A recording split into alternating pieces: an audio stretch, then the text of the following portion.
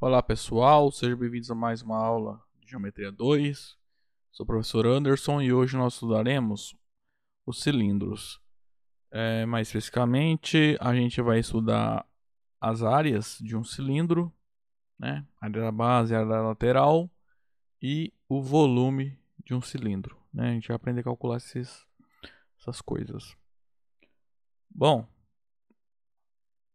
corpos redondos, o cálculo da área é um pouco mais complicado do que o cálculo do volume. Então vamos apresentar primeiro o cálculo do volume, tá? Então pega um cilindro aí qualquer. Qual é o seu volume? É a área da base vezes a altura. A fórmula é igual a do cálculo do volume de um prisma, tá? Então o volume, sei lá, de um cilindro C é o produto da área da base pela sua altura, tá? Bom, demonstração não tem nenhum que falar, né?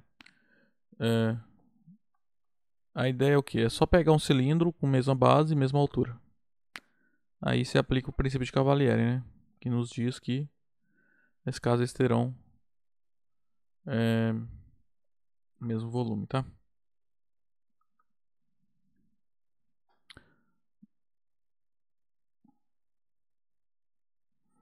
Então, sejam C um cilindro é, com base de área A de B e altura medindo H. E eu vou pegar P. Você vai pegar um prisma com base de área, mesma área, tá? A base. E altura H também.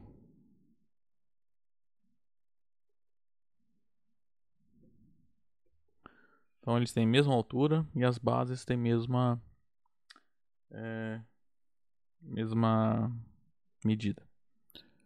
Então, pelo princípio de Cavalieri,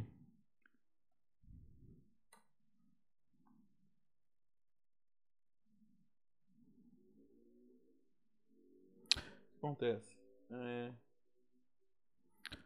No prisma, é, qualquer seção paralela a às bases, e também no cilindro, qualquer seção paralela às bases, vão gerar seções de mesma área. Mesma área que a base, que as bases, tá? Aí como esses dois, que o P e o C nesse caso tem as bases têm a mesma área, todas essas seções que fizer vai dar sempre o mesmo valor, tá? Então pelo princípio de Cavalieri, temos que o cilindro e o prisma eles têm mesmo volume.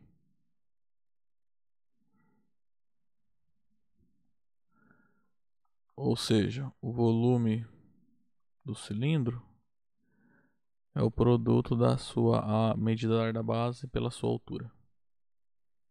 Tá? E com isso encerra a demonstração. Tá? Então essa fórmula aqui é fácil de lembrar, né? É a mesma do prisma. Tá? Aí se lembrar o que a gente sabe até agora. O volume de prisma é base vezes altura. Área da base vezes altura, né? Cilindro, área da base vezes altura. Aí pirâmide, é um pouco diferente. Área da base vezes altura dividido por 3. Tá? Então, por exemplo, um cilindro regular, né, que é um cilindro reto. Como é que a gente calcula? Deixa eu só apagar esse R aqui, porque a gente está usando R minúsculo, né, para raio. Então, cilindro cuja base, as bases têm raio R, esse cilindro tem altura H. Então, qual é o volume desse cilindro? A área da base vezes a altura. Só que a base as bases, né, de um cilindro são círculos, que não sabemos calcular na área, né? Em função do raio. É π vezes r ao quadrado. Tá? Então é πr ao quadrado vezes h.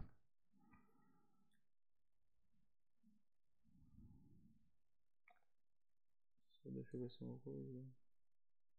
Na verdade, isso aqui vale para qualquer cilindro, tá? Mesmo que ele não seja regular, se você conhece a sua altura, né?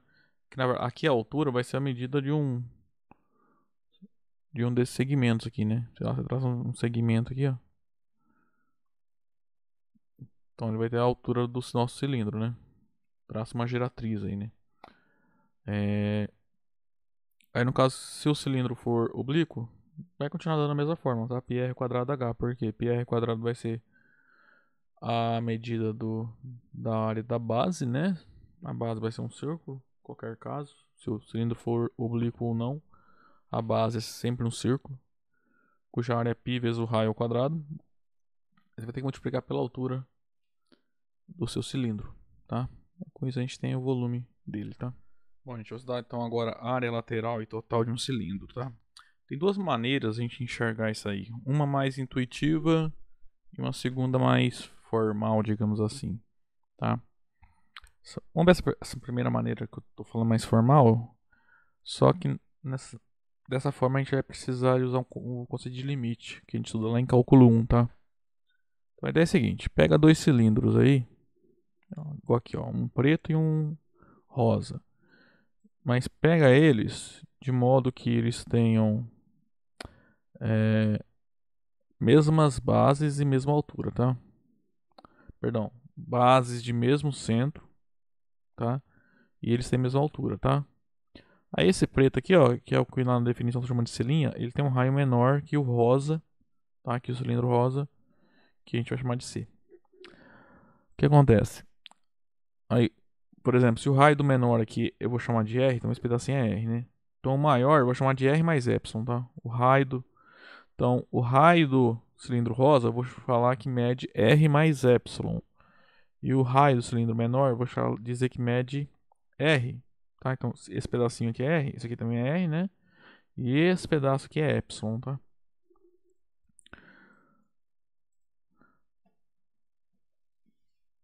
Então, ó, pega dois cilindros, 6 selinha, de mesma altura H, as bases do mesmo centro, né?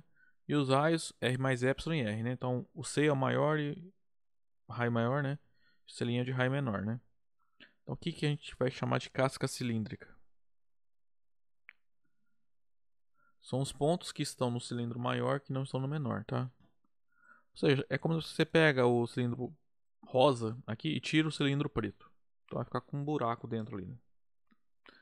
Isso que sobra então é a casca cilíndrica, tá? Aí, vamos calcular o volume disso que sobrou, né? Dessa casca. Basicamente, de maneira bem intuitiva, né? O que? É o volume do cilindro maior, né? Do cilindro rosa, menos o volume do cilindro preto. Né? Que se a gente for anotar assim, ó, V de C menos C', ou V de C menos V de C'. Pelo que a gente aprendeu ali anteriormente, é π, né, o volume de um cilindro. É π vezes o raio vezes a altura. Perdão, é π vezes o raio ao quadrado vezes a altura. Né? Então vai ficar πr mais epsilon ao quadrado vezes a altura, porque aquele cilindro maior, o raio dele é r mais epsilon. Menos o volume do cilindro menor, que é π r ao quadrado h, porque o seu raio mede r, tá? Os dois têm a mesma altura h, tá? Então esse aqui é o mesmo h para os dois. Aí fazendo as contas aqui, você vai abrir esse r mais epsilon ao quadrado e vai fazer umas distributivas ali, você vai chegar nisso. Que o volume das cascas cilíndricas é 2πr epsilon h menos π epsilon ao quadrado h. Note que o epsilon ali é essa medida aqui, é a diferença ali entre os raios, tá? Sei lá. Se o cilindro maior tem raio 3 e o menor tem raio 1, o epsilon é 2, né? Que é 3 menos 1. Tá? É a diferença entre os raios. É aqui que entra a definição. Vai começar a aparecer a noção de limite, tá? Então, o que é o volume médio da casca? Você vai pegar esse número aqui, que você acabou de calcular, né? O volume da casca cilíndrica, e dividir por epsilon. Né? Pega esse número vermelho aqui, ó, divide por epsilon. Então, esse epsilon vai embora, vai sobrar 2πrh. E esse epsilon quadrado vai sobrar só um epsilon quando eu dividir por epsilon, né? Então, o volume médio da casca é isso. Como que a gente vai definir então o volume de um cilindro? O volume, desculpa, é a área lateral de um cilindro qualquer daí. Ele vai ser o volume médio da casca cilíndrica quando o epsilon é absolutamente pequeno, arbitrariamente pequeno. Assim,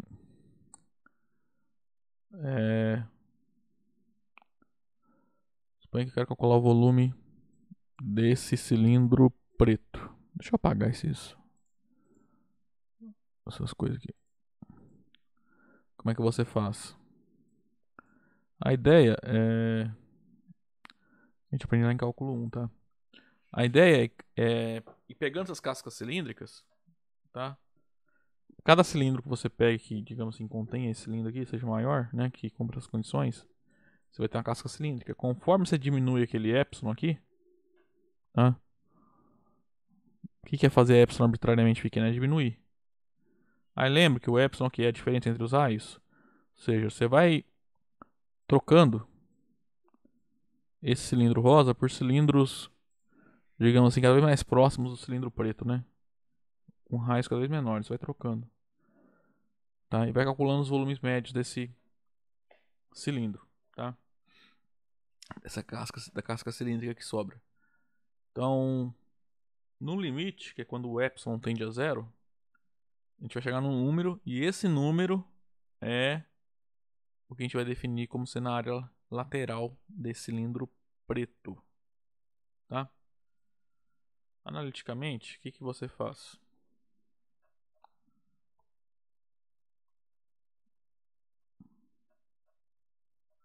Você vai, você vai pegar esse número e substituir o epsilon por zero, porque essa aqui é uma função contínua, tá? Então, isso a gente aprende em cálculo 1. Então, na hora de calcular o limite, quando o epsilon vale zero, né, a função é contínua nesse ponto. Então, só substituir. Então, vai ficar 2πrh menos zero, que é 2πrh. Então, a área lateral vai dar 2πrh, tá? A área total do cilindro, por definição, é a soma, tá, da área lateral com a área da... duas vezes a área de qualquer base, né? Lembra, o cilindro tem duas bases congruentes, então terão a mesma área, tá? Essa é a maneira formal, né? Então, o teorema então, é a demonstração. A demonstração é o que eu falei ali em cima, tá? A gente usa conceitos de limite. Então, pela definição, a área lateral de um cilindro C de raio R altura H é o limite quando o epsilon tende a zero daquele... Só lembra a notação que a gente usou aqui. Do volume médio, né? É V de... Na casa que vai ficar ao contrário, tá? Que pelo que a gente viu, isso é o limite quando o epsilon tende a zero daquele número ali, né? 2πrh menos π epsilon h.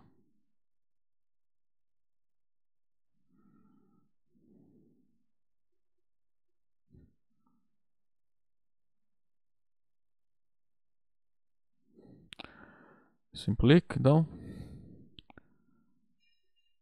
que a área lateral do cilindro é 2πrh, tá? Aqui. Essas contas aqui é coisa de cálculo, tá? Então não precisa se preocupar muito, não. Então, isso aqui é uma maneira analítica, tá? De verificar a fórmula, tá? Para o cálculo da área lateral aí de um cilindro. Ok? Uma maneira intuitiva é o seguinte. Bom, então vai ter um cilindro aqui. Eu vou usar R por raio, né? Como é que você calcula? Como é que você pode imaginar aí que você vai calcular a área lateral dele? Você vai cortar ele assim, ó. Seguindo uma geratriz. Esse cilindro reto, né?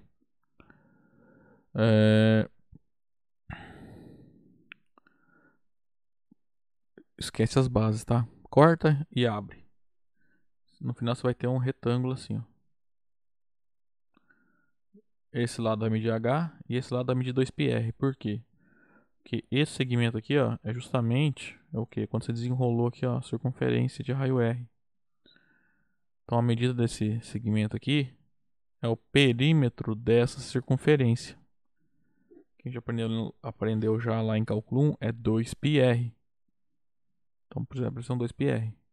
Aí como a área lateral desse cilindro é claramente a mesma coisa que a área desse retângulo, né?